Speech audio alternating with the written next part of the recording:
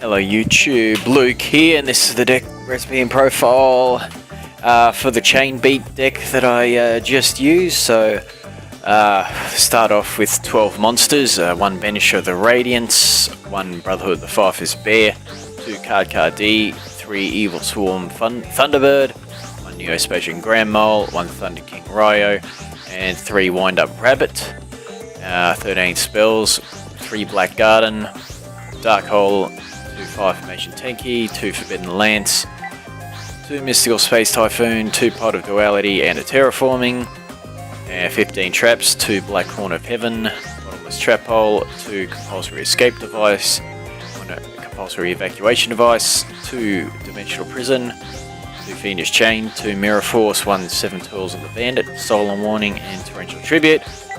Extra deck, Gagaga Emeral, Diamond Dyer, Cowboy, Gem Knight, Alucard, Lavalval, Leviair, Maestroke, Mechquipped Angineer, I should say, Engineer or something, it doesn't matter. Leviathan, Corn, Apple Operative, Soul of Salvation, Mountain, and Zen Mains. Alright, start off with all the monsters. Banisher of the Radiance, just it's there. Can be used in a couple of different ways. One, it stops you.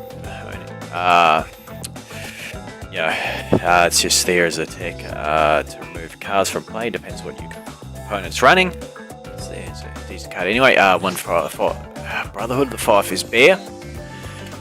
Now I've got it's a tanky target and works well with the Black Gun because if you have a tanky on the field, he'll always have more attack points than a token. 2 Cardcar D, summon 1, they can help you get draw power combos. Evilswarm Thunderbird, as any time an effect is activated, card or effect is activated, sorry. Not doing too well for my talking, Dave. Anyway, you can banish him, and during the next standby phase, he gets back onto the field and he gets an extra 300 attack points. Spacian Grand Mole can run over basically any monster. Thunder King Rai-Oh can help in different situations.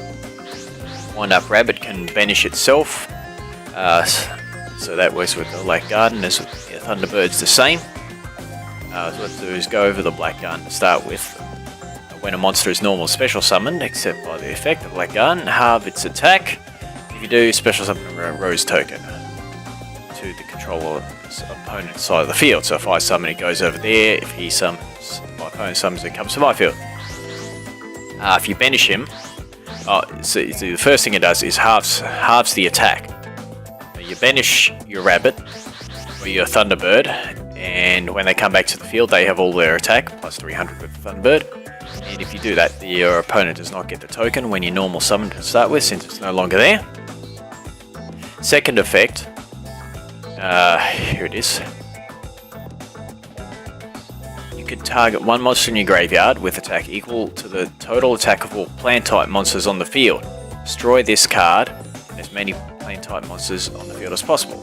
Then, if the total attack of the destroyed monsters had on the field equal to that target's attack special summon, you would have seen me use it on the bear. There was 2 tokens on the field. I had bear in the graveyard, so I summoned him by destroying Black Gun.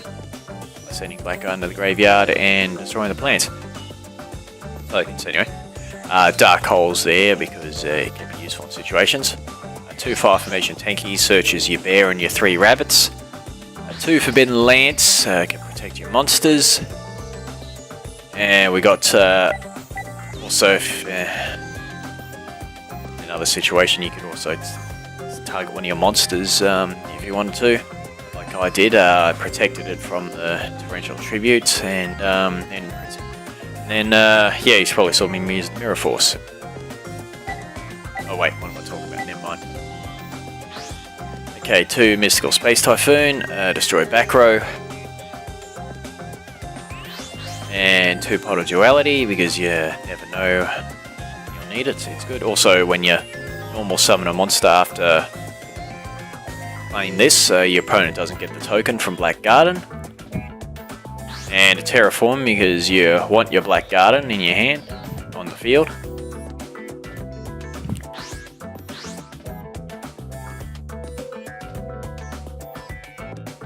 Okay, so now we got 2 Blackhorn Heaven. So when an opponent wants to special summon a monster inherently, let's say like he summons a Synchro monster or an Exceed monster like he did. You probably saw Axel Brody summon that Tiger King. I like Horn of Heaven that. So it does, protects me against special summons. Bottomless Trap Hole is useful as well. And here's one of the key cards. It's Compulsory Escape Device. Now each player chooses 1 monster they control and shuffles it into the deck. Now here's the trick with this deck. When you if you have only your chain monsters on the field, that's your Thunderbird or your Rabbit, you play this card, you activate it, and you chain their effects so nothing else is on the field. Let's just say that they're the only cards on the field. I've got one of him, or one of each on the field. So I keep my monster, they get banished and come back next turn, but my opponent's monster goes back into the deck. It's not only that, you can use this on your own tokens if you want to. If I have a plant token on my field from Black Garden, my opponent has a monster, I can use it on that. Because this card does not target. So that's one of the great things about it. You can bypass the effects of Thunderbird and Wind Up Rabbit. That's why it's got the chain. That's why the chain name to it. Anyway, that's how it's used. And a regular compulsory evacuation device, 2-dimensional prison, 2 Fiendish Chain, 2 Mirror Force, 7 Tools of Bandit. You would have seen me use that at least once. Solemn Warning and Torrential Tribute. Yeah, so. And the extra deck, I think Zen Mains was the only thing I summoned. You don't normally see someone. Oh, that's right, I use Cowboy as well. Basically, yeah, just more or less just keep your monsters on the field. You can protect them by their own effects, the chain effects. That's what it's about anyway. Well, that wasn't my best effort to try and explain a deck ever. But anyway, if you saw the video, the gameplay of it, there's always a link in here. You'll understand it anyway. So anyway, until next time, thank you all for watching and see you again soon.